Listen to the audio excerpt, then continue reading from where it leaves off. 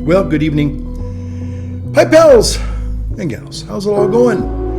It is Tuesday evening, May the 10th. There we go.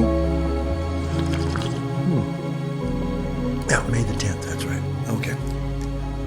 I think it's May the 10th. I think it's May the 10th, yeah. Anyway, so how y'all doing? So I've got my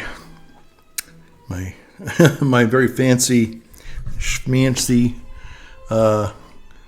HyperX microphone here, which changes colors. Yeah, boy. Gotta love it. Gotta love it. Okay. HyperX. Okay. And I think it does a pretty good job. I used this microphone last video, so hopefully the gain is good and nice crisp audio. Okay.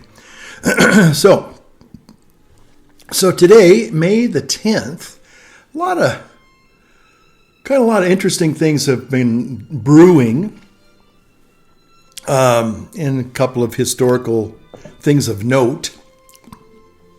But before we do that, a little housekeeping here. I'm smoking my Rochester, Minnesota Danish Freehand. Yep, and really love this pipe. And I'm smoking a little bit of Boswell's.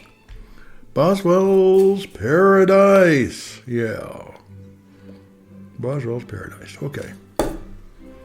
All right, so kind of got the old housekeeping things out of the way, and so let's go ahead and just start with the video.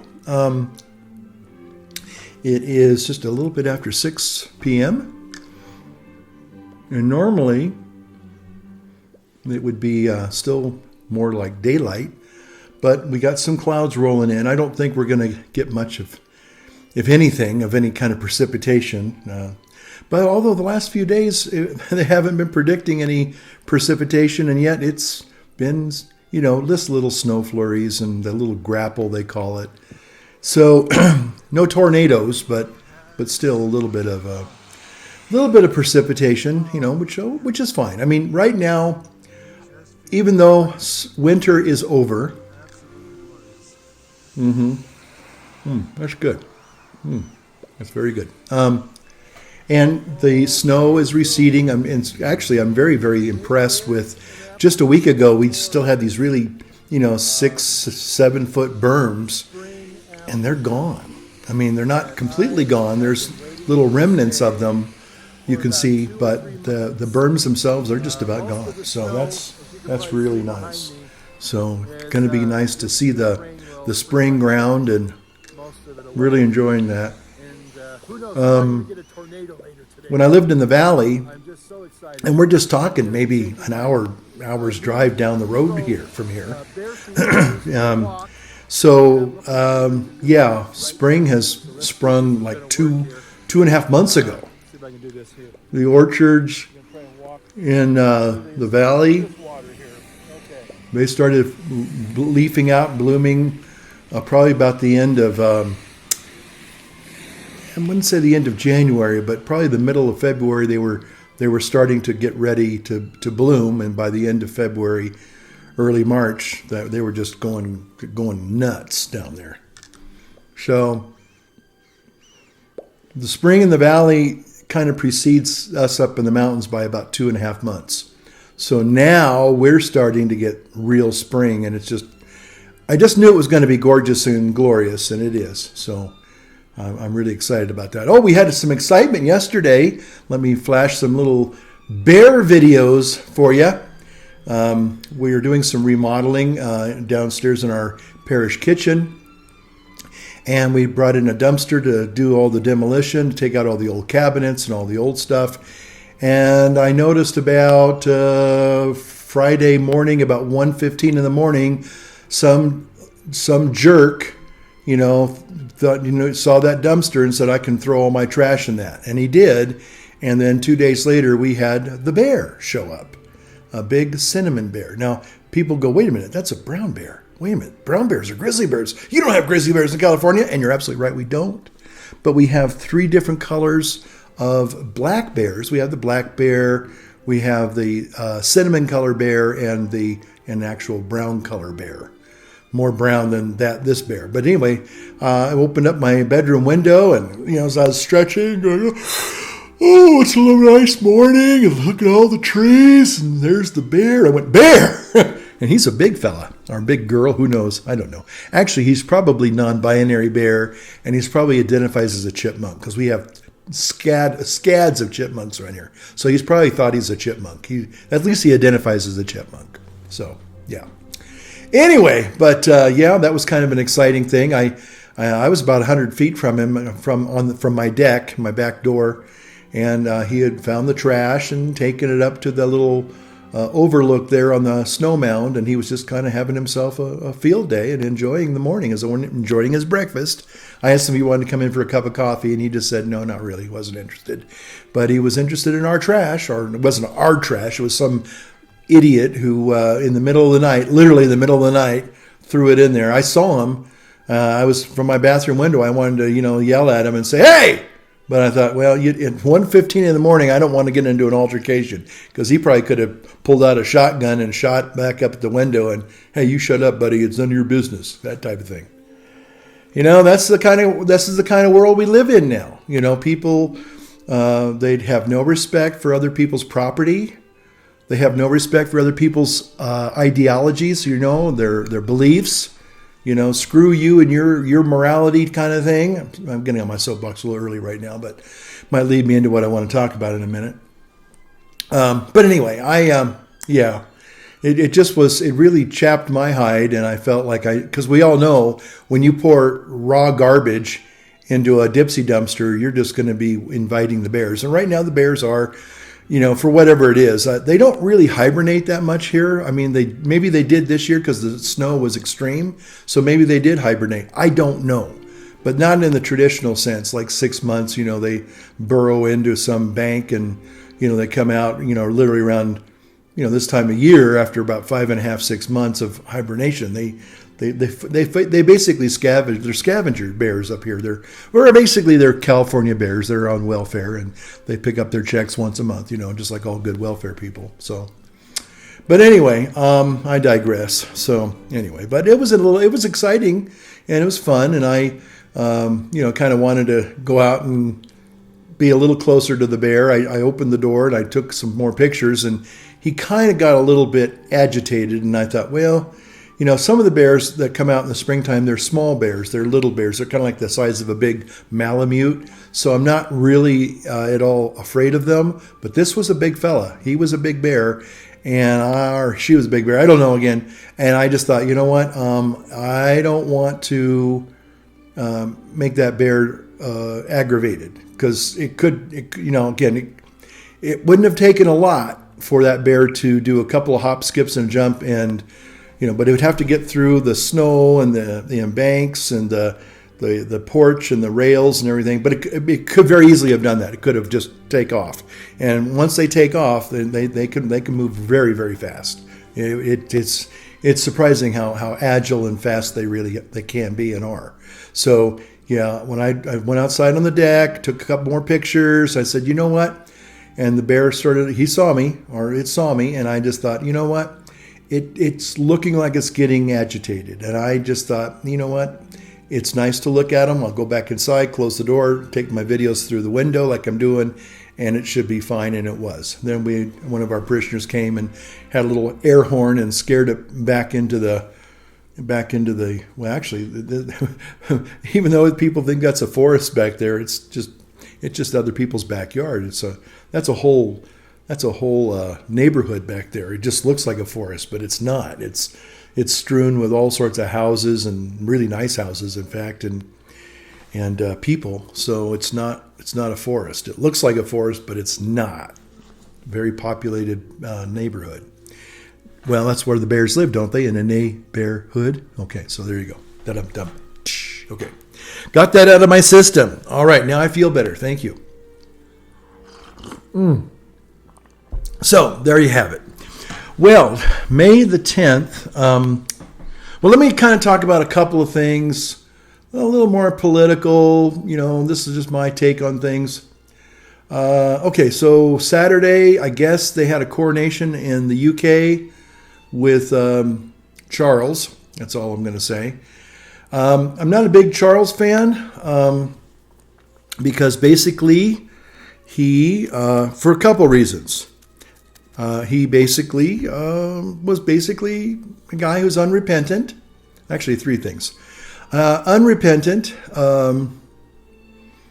he basically brought his mistress, which was a big, bozo no-no according to the monarchy and the Anglican Church. Again, obviously I'm not Anglican, so I can't talk about that with any kind of authority, but apparently they've kind of altered their, restrictions, to compromise, and this is part of the problem with our recent, our new morality is that it's just basically capitulated to perversions of all kinds. Perversions are us, and instead of holding the line, holding people accountable, calling people to repentance, which is what Jesus did.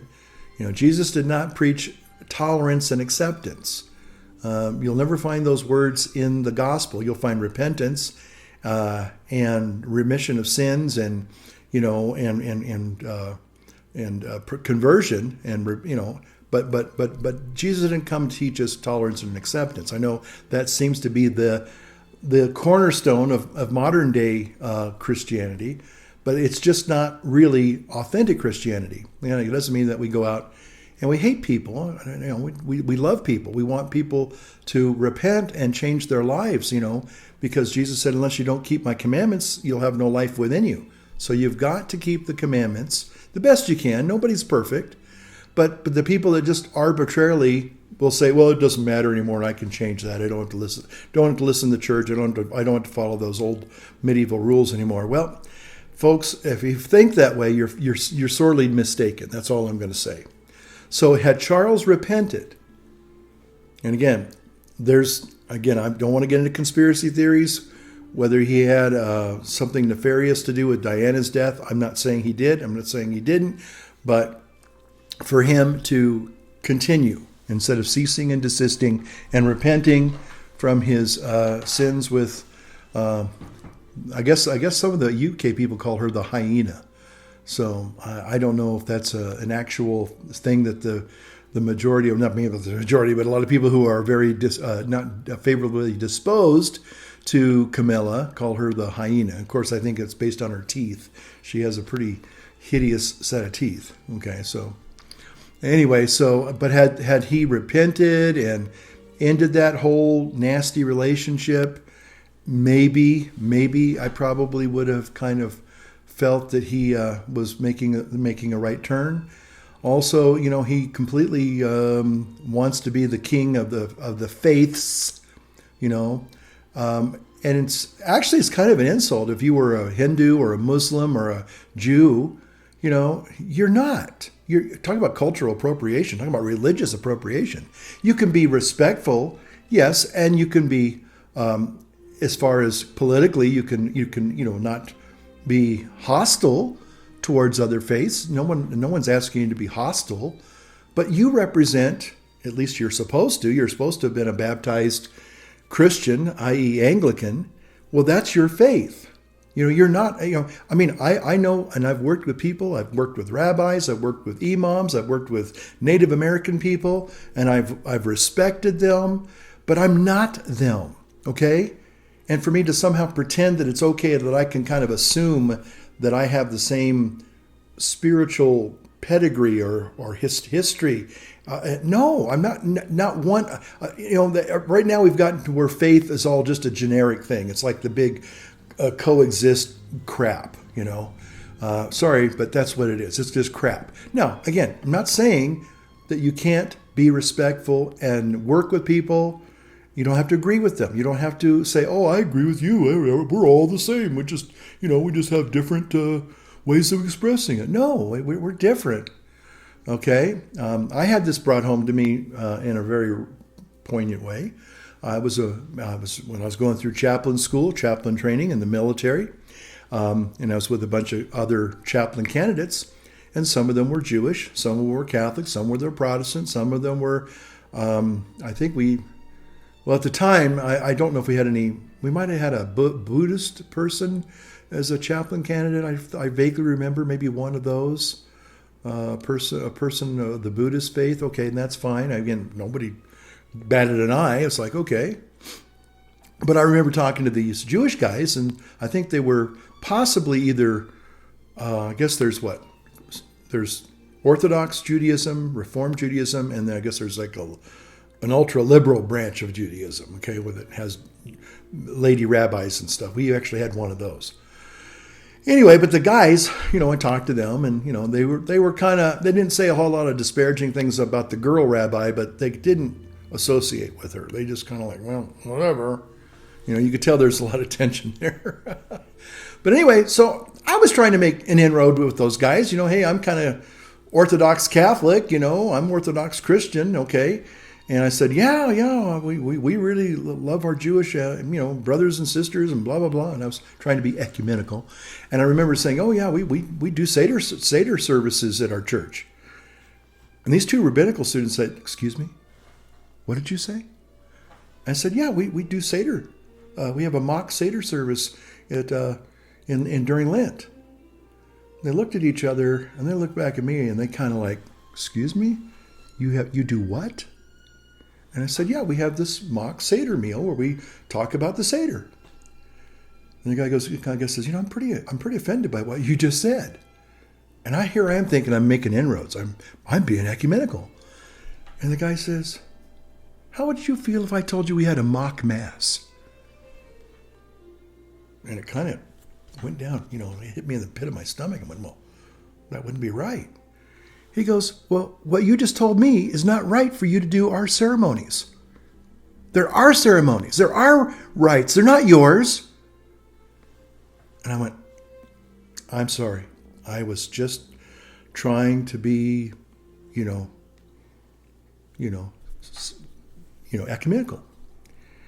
They did not appreciate that. Now, when I apologized, and they said, well, be really nice if you cease and desist. You don't do that anymore. So we've had a few in the last couple of years. We've had some lay people who have, again, they used to do that a lot. I said, guys, let me tell you my experience with that. Because we don't need to do the Seder service. Not to say that it's not a wonderful liturgy. I know I've gone to real Passovers with real Jews that were doing it, and I was an invited guest, but I wasn't putting on a mock Seder meal. There's a big, big difference. So, I just said, guys, we have the Lord's Supper. Holy Thursday, that's our Passover. Okay? That's our legitimate right to celebrate. That we can do that. That's what we believe Jesus did. So again, to try to do what Charles is doing, well, I'm going to be the king of all faiths. No, you're not. You're not a Hindu. You're not a Muslim. You're not a Sikh. You're not a whatever it is you are. You might be an idiot, but there's you might be a universal idiot, but that's beside the point. But anyway, so and then the other thing about Charles that I think was kind of, I'm just not really a big fan is the monarchy itself. See, I really think, this is my own humble opinion, you can take it or toss it. I know some of you love the UK and UK history, and I do too. I'm probably a little closet Anglophile in many ways, but what I would say is that, Charles is what, 76, 77? He's not a spring chicken, okay? And he knows that. And I know he's been Prince of Wales forever and ever, amen. Well, you know what? Hey, sometimes history deals you some pretty bad cards. You just got to deal with them. You got to play your hand the best you can. But I really think that it would have been better for him, especially with his past, his dubious, checkered, questionable past, is to be honest enough and humble enough to say, my time's passed. My time has passed. I need to step aside and let William ascend to the throne. That would have been, to me, that would have been high class. That would have been a man who really knew himself, and was able to say, you know what, my son has come and set. It's time for me to step off the world stage and hand it over to my son, because now the guy doesn't have much time. Now he could maybe live a little bit longer. The Queen Mother, I think, died at 102 or 101. Queen Elizabeth died at 92. So you do the math. She lived 10 years less than the Queen Mum. And Charles, she lived, to see, Queen Elizabeth, 92 was it? So he's maybe going to be possibly leaving us around 82, and he's 77. So that's 5 years.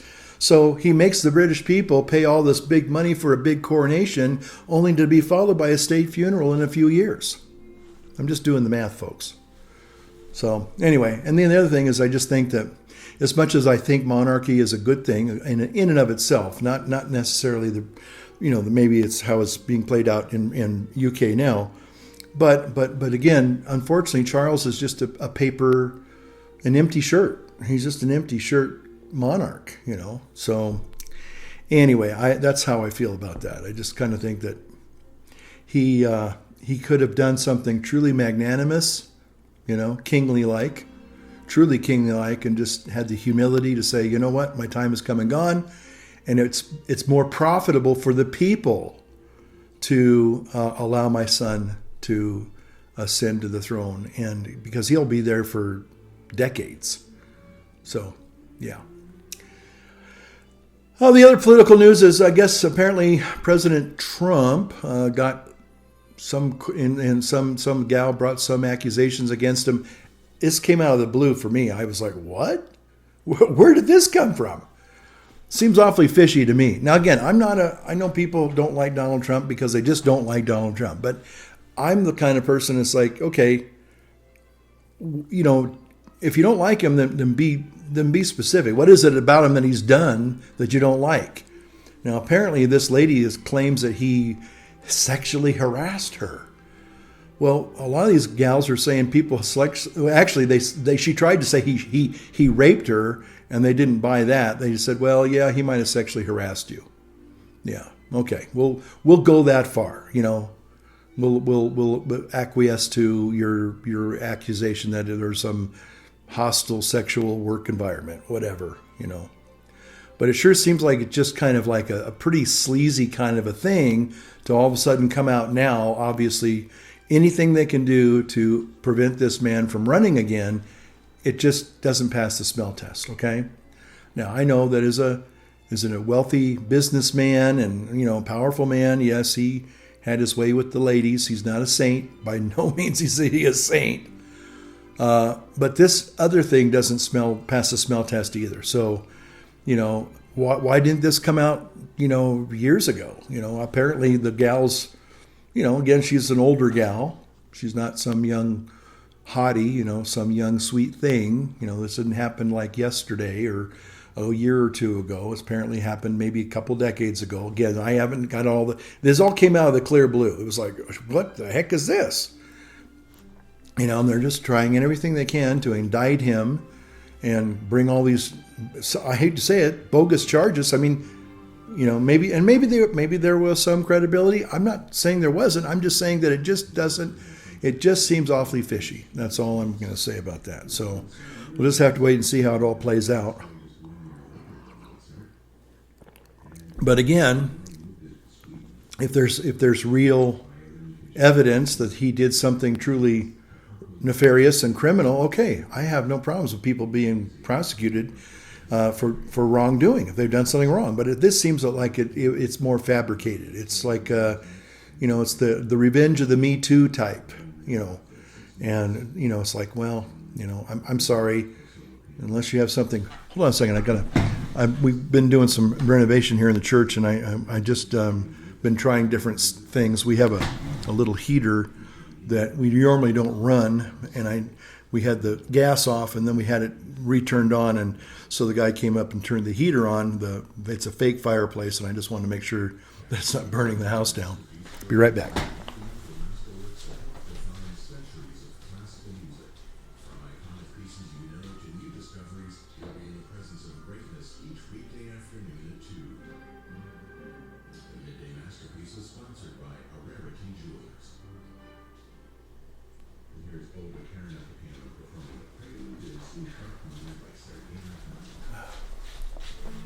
Okay, yeah, that does put out a lot of BTUs. I'm surprised. I just don't hardly use it. I know the other pastor that was here, he and his dog curled up in that little corner and watched was it ESPN Sports, and that was what they loved to do. And God bless them. But I just don't like using it. I mean, it's nice. It's kind of a charming thing, but it does heat up that room awfully fast. And I just got told that I spend too much money on heating in the winter for me. So I just, I was like, I'm more sensitive. Like I better not, better start turning all the heat down and wearing parkas or something. It's like, well, anyway. So that's the other thing. So the other two things I want to talk about. Let's see where we're at. Well, about par for course here. So today, May 10th,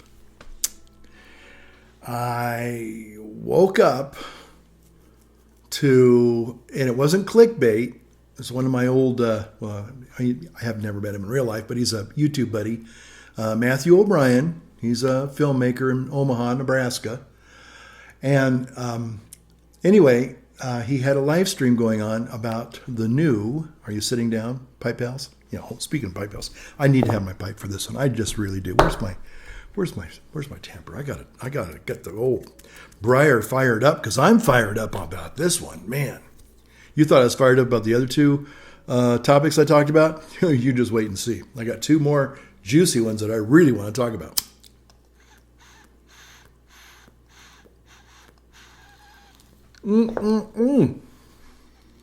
Oh, yeah, that's good. That is good. A little bit of ash there. Okay, so without further ado, apparently Final Cut Pro, my favorite NLE, nonlinear editor for Final Cut Pro and editing, video editing, which I make these videos on, is coming to the iPad. Finally, after 10 years, 12 years. And at first, a lot of people will do, what they call it clickbait. And you find out, well, they're just talking about, they heard a rumor or whatever, or somebody or some YouTube, Apple expert, somebody, there's a guy named Mark Gurman and some other Apple people that report on the Apple, ecosystem and, all the up and coming products and changes and everything to the operating systems, whether it's iPad OS or iOS or Apple Watch or whatever, and they're always talking about the new features that are coming and possibly all these other new innovations that might be coming, blah, blah, blah. But mostly it's all speculation. So, and if it was anybody else, I probably just would have said, it's just clickbait. But it was Matthew, and it was a live stream. And I'm going, wow, what's going on here? So I clicked on his video and started listening, and he was going through the reality that's on the webpage, the Apple webpage, that Final Cut Pro is in fact coming to the iPad. They'll be released. The iPad app will be released May 23rd, 13 days from today. And this is something that I have, and a lot of people in the Apple Final Cut Pro world have been waiting for. In fact, a lot of the Apple people that like Apple products and use them on a daily basis, obviously, that run their business with them, they've talked about the possibility of the iPad running Final Cut Pro, but the thing is that for the last 2 or 3 years, 4 years even, Apple's been reticent to do anything about that. It's like, well, we got these new silicon processors that can run rings around most, laptops now, so what's with you, Apple? Why can't you do this? Why can't you bring some pro apps over to the iPad? And so most people, there's one other guy I watch quite a lot. He's a younger guy. In fact, I have a feeling he must be traveling, because I'm surprised he's not on this like within minutes of this announcement.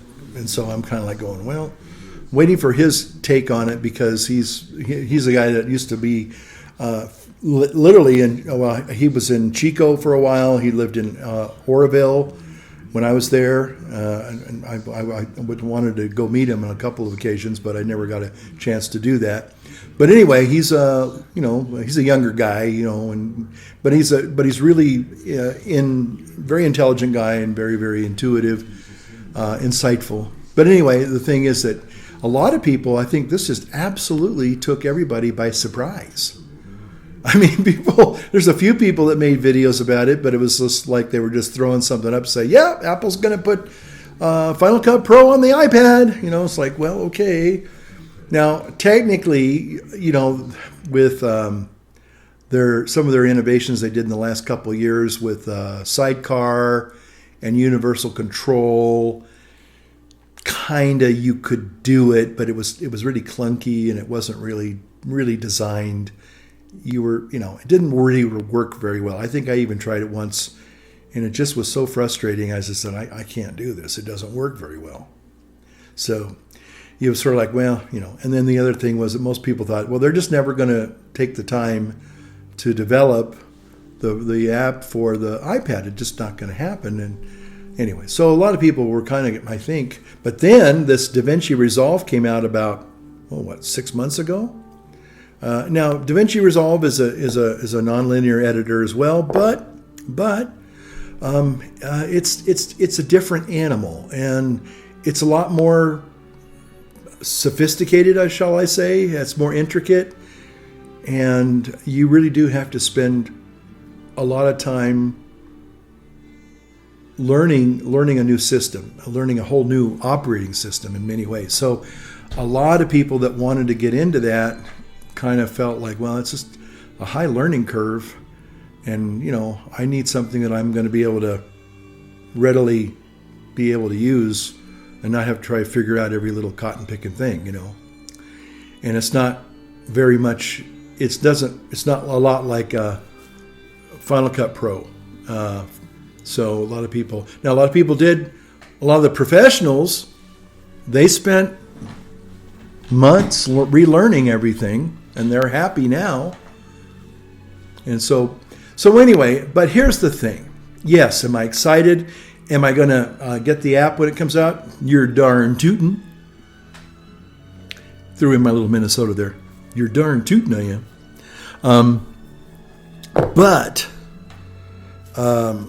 the other thing is that it's hype and expectation versus reality, and ease of use.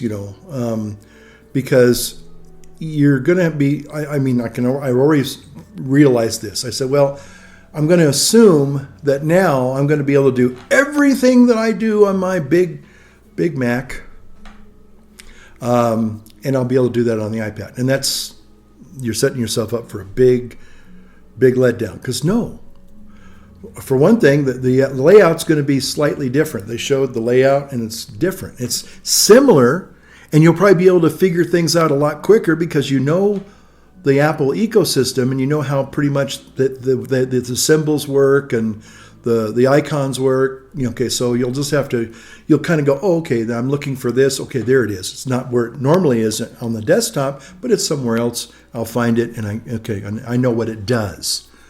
I know what I'm looking for. Okay, but it doesn't have everything, and also, it's not going to. Now they say that your plugins that you have for your desktop, because a lot of times you have plugins. You have plugins that do color grading for you. They do what's called LUTs, lookup table color profiles. And, some of them are quite sophisticated. Some of them you can, like, if you like certain movies that you like, you can actually incorporate, you can import that color profile into your video. Now, it's not going to look like the actual movie, obviously, but it'll resemble it in color, in its color palette. So if you like, say, Interstellar, or the newest movie that I want to see in 2 months from now, which I'll talk about in just a few minutes, Oppenheimer.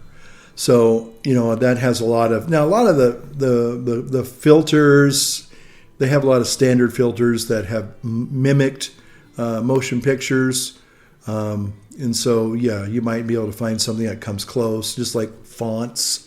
You may not find the exact font that the movie uses, but you find something similar and pretty close, So, but actually you can find, and again, I forgot how to do it, and I've never really actually done it, but apparently you can actually download certain lookup table color profiles from a specific movie, that if they're not 100% accurate, they're just so close that only a professional would know that something would be a little off, but it would be very convincing, like, oh, that looks like Saving Private Ryan, or that looks like, The Matrix, or that looks like, what's that word? That famous movie, Pulp Fiction, or some newer movies that some colors are just super vibrant, in your face, some are obviously muted, and some are black and white noir, so you could find a lot of those same color profiles, and you would be able to use a what's called a plug-in that is not native to the actual program or app, but you can put it in that. You pay a little price for it, and you download it. Now it becomes part of that program. It's like stocking out a car. You get this. You're not stocking it out, but I mean you get a stock version, and then you customize it. You put in what you want, kind of thing. We want these kind of leather seats, or we want this fancy paint job. That kind of thing. So you customize it. That's what plugins basically do, and they do a lot of cool, stuff that normally you'd have to have a lot more, Final Cut Pro editing chops to create yourself. I mean, some effects you can create yourself in a program called Motion, but you'd spend, if not hours, days, trying to create something that, you can get a plugin that does kind of the same thing, and all you got to do is plug in what you want, like the specifics, but the basic mechanics of that effect are already pre-baked in, and you just drop in the specific elements that you want, like your footage, or you type in your title, and you're off to the races. You don't have to spend hours and days recreating something that looks great and fantastic. So apparently they're saying that that the Final Cut Pro for iPad will eventually enable you to take your bought plugins and maybe apply them. Now, the plugin people, some of them allow you to put it on like a laptop and a desktop, so you can do both, because they know that a lot of people, want to have the ability to take some of this stuff out in the field or be more portable. So they let you use it on 2 devices. Now, there are some that are a little stingy, and they just let you can use it on 1 device ad infinitum, but you can't put it on different devices. So it all depends on the manufacturer of the plugins. Anyway, I digress. So anyway, but okay, so it's exciting, and yes, it might be something that would be very, very handy. Apparently, also another thing, a lot of people kind of frown on this. I don't know why. It's just funny. It's just how people are. They look down on people that use their iPad as a camera, and it has fantastic cameras. But somehow it's kind of like they say it's kind of gauche for somebody to be using an iPad to take pictures. When I was doing weddings, a lot more weddings, especially in a couple of my parishes, I'd say maybe a third of the people were using their phones to take pictures, but a lot of them were popping up with iPads, taking photos, taking videos. I don't see what's wrong with that. It just got to a point where it's a style thing, Well, I don't think that's so beneath me. I don't take pictures with my iPad. What's wrong with that? Anyway, that's another story for another time. I do just like, come on, get over yourself, But anyway, but apparently you're able to, and this is kind of funny because back in the day with the original Final Cut Pro, before they changed it in 2012, I think it was, or 2011, you could plug in a camera into your laptop and you could film directly from that camera into the program. And I don't know if it does that anymore, but apparently now they're bringing that feature back, which is great. So now you've got it won't be on the iPhone. That's the other thing too. Why can't the Final Cut Pro app be on the iPhone? Maybe eventually it will come to the iPhone, but right now it's going to be an iPad only app. But again, you'll be able to use your camera directly into the program. You don't have to take the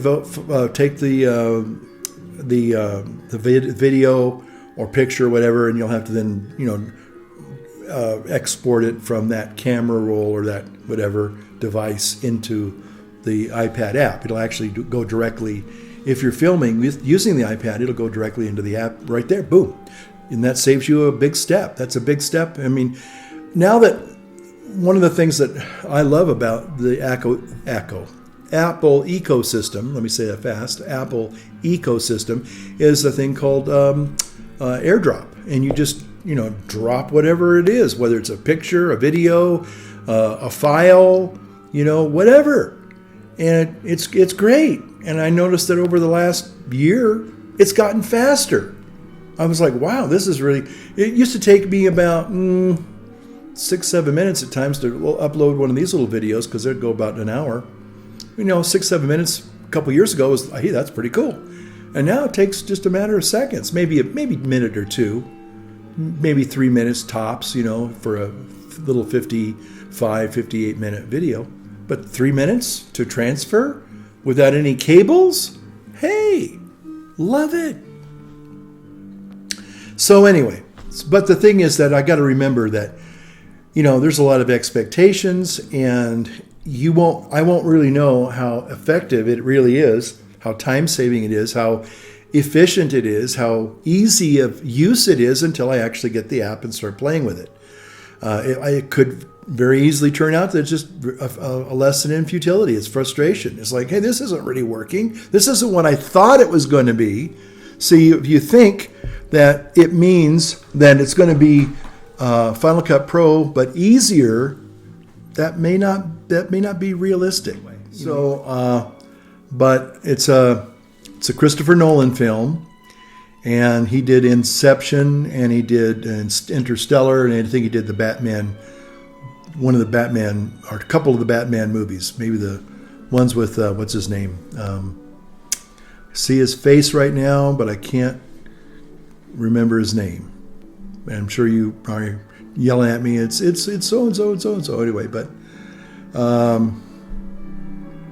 yeah, bad boy kind of guy. But he played a pretty good Batman, I thought. Anyway, but yeah, some pretty interesting movies that he's made. And this apparently, again, it's maybe a lot of hype, a lot of expectations. The first trailer that they showed, which has been out for about 4 months, which was much more of, I would have to say the first trailer was more like impressionistic. It kind of led you to think it's going to be more like a biopic, kind of like more documentary style, but they're acting it out. And then the second trailer that came out just yesterday or the day before kind of lends you to think it's more like an action film. Now that might sound a little pejorative, but there's more. You see a little bit more of the characters being developed, and it's kind of coming down to more of a kind of like you would expect a Christopher Nolan movie to be.